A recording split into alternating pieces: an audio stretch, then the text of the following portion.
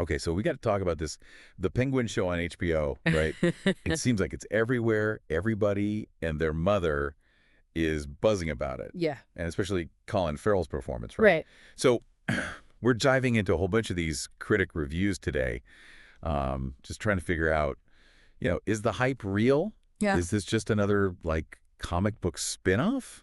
Or is this something that we actually need to like carve out some time for? What do you think? I'm very excited to carve out some time for this one. Yeah, I think it's going to be really interesting. Yeah, yeah, for sure. And one of the things I keep seeing is, everyone's talking about Colin Farrell's performance. And it's not just like, oh, he put on a fat suit and called it a day. Like these reviews are using words like transformation. So what is it about his performance that's got everyone so like blown away? Yeah. We're in this kind of moment of villain origin stories, right? Like we've seen a lot of them. But I think what people are responding to with Farrell is the nuance that he brings to it. Like he's not just chewing the scenery, although he certainly could. Yeah. He completely disappears into this role. And not just physically. There's this one scene, I think it's in the second episode, where he has this like really tense negotiation and it doesn't go his way. And he just completely breaks down. And the critics are just raving about this scene because it shows this vulnerability to him that makes his ruthlessness even more unsettling, you know? Oh, yeah. It's like you see the pain behind the violence, you know what I Oh, mean? for sure. That's way more than just makeup, right? And speaking of nuance, I'm seeing this phrase pop up a lot in the reviews, character-driven narrative. So is that like critic code for slow burn, or is there actually something like gripping about I this? don't think it's a slow burn at all. I think it's actually a really clever twist on the Gotham landscape that we're used to. I mean, we're so used to seeing things from Batman's perspective, right? Like, he's the hero, he's the one we follow. Yeah. But here, we're really, with Cobblepot, like, we're seeing Gotham through his eyes as he's, like, rising through this underworld. He's this ambitious guy, he wants power, but he's also grappling with, like, his own moral compromises. Like, he's got these loyalties to people from his past, but they're kind of holding him back.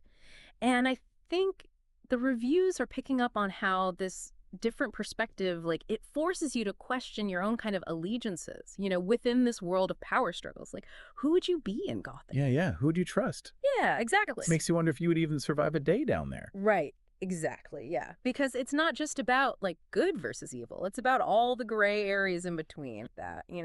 And, while we're on the topic of captivating, I gotta say, the reviews are going absolutely nuts over the visuals in this show. So how would you describe, like, how the Penguin brings Gotham to life?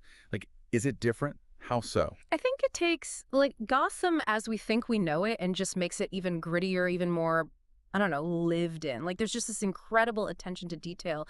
Like imagine those rain-slicked streets and they're reflecting all the neon signs. Oh, wow. Right? Okay. And then all the action is going down in these like shadowy corners and alleyways. I saw a lot of critics comparing it visually to Gotham, the show, and Peaky Blinders. So, that kind of like dark, stylish, cinematic vibe. I can picture that, yeah. Oh, and one other thing, one review I was reading, they talked about how the directors use these Dutch angles, like where the camera's tilted. Yeah. And it creates this really unsettling feeling, like the city itself is kind of closing in on you. You know, that Yeah. feeling of claustrophobia? They really nailed it visually. All right, so we've heard a lot of good stuff, but I did see one review that said the Penguin is good, but it's not exactly groundbreaking, quote unquote. Yeah. So to put it bluntly, like for a Batman fan, is this actually something that like you need to watch? I think that's a fair question. And I wouldn't say it's essential viewing in terms of like understanding the larger Batman universe. It's not changing any timelines or anything like Right, that. right.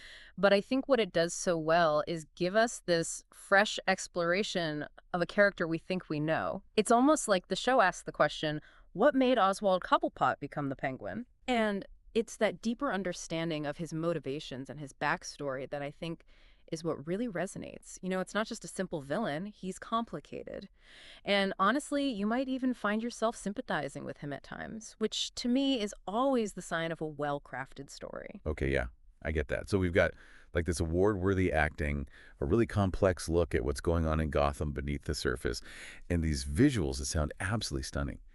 It seems like this Penguin might actually be worth watching. Oh, absolutely. It's worth your time for sure. And I guess it makes you think, like, how does this whole portrayal of the Penguin with all his complexities and everything change how you think about the character overall? Yeah, I'd love to hear people's thoughts on that. Definitely. And for anyone listening, be sure to let us know what you think about The Penguin. We always love a good deep dive discussion with you all.